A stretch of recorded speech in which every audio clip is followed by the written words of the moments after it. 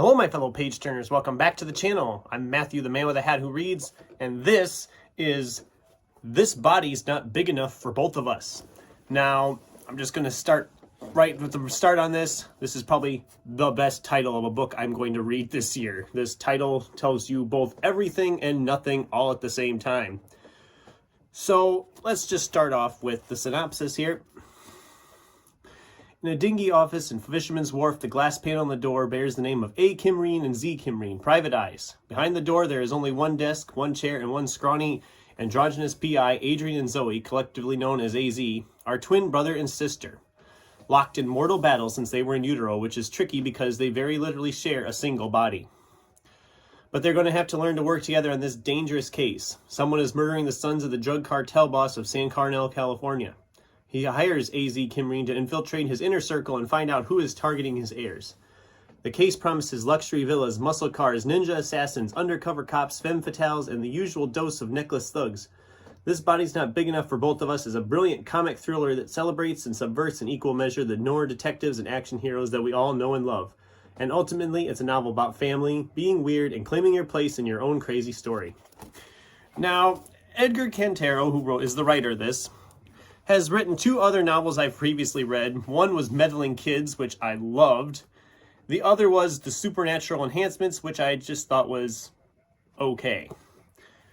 And after reading that, I was worried about this one. I thought, what if Meddling Kids was like the one big one he had in him and the rest are just not as good? And I gotta say, this book was a lot of fun. I had a blast with this book. If you're at all a fan of like the noir detective stories, you'll love this, even as it's poking fun at that.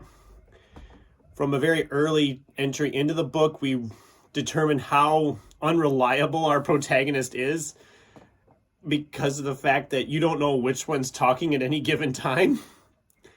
And Adrian is very clearly the detective of the two of them, and Zoe is...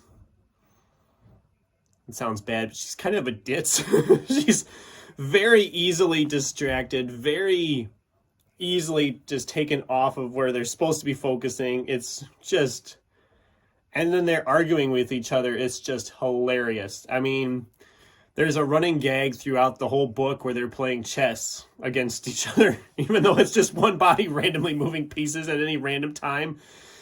And I mean, there's like an entry early on, they're meeting somebody in the office and they're just like, they move a chess piece and then they move the opposite color chess piece. And it's like, they're just playing against themselves. If you don't know any better, you're just like, this person's crazy. And it's a lot of fun with that because it's just, and there's a lot of that. I mean, and the action is fun. The mystery is fun. It's not predictable. I thought I had it figured out and here it pulled the rug out from under me at the end, which I loved about it too. Because I like to be surprised when it comes to a book like this, a mystery. And yeah, this, I just, I had so much fun with this. And I mean, there's times where they just like, there's times where it almost goes into like a play dialogue type deal. Or like, oh, Zoe said this, Adrian said this. And you're just like, what?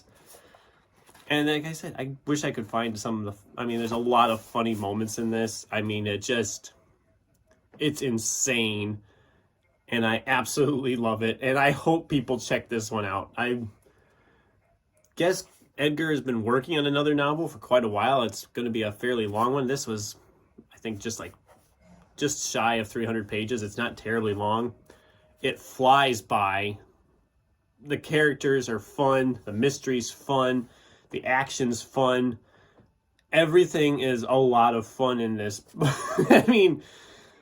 in his writing style, Edgar Cantero's writing style is just phenomenal. It's so much fun. I'm going to give this 4 stars.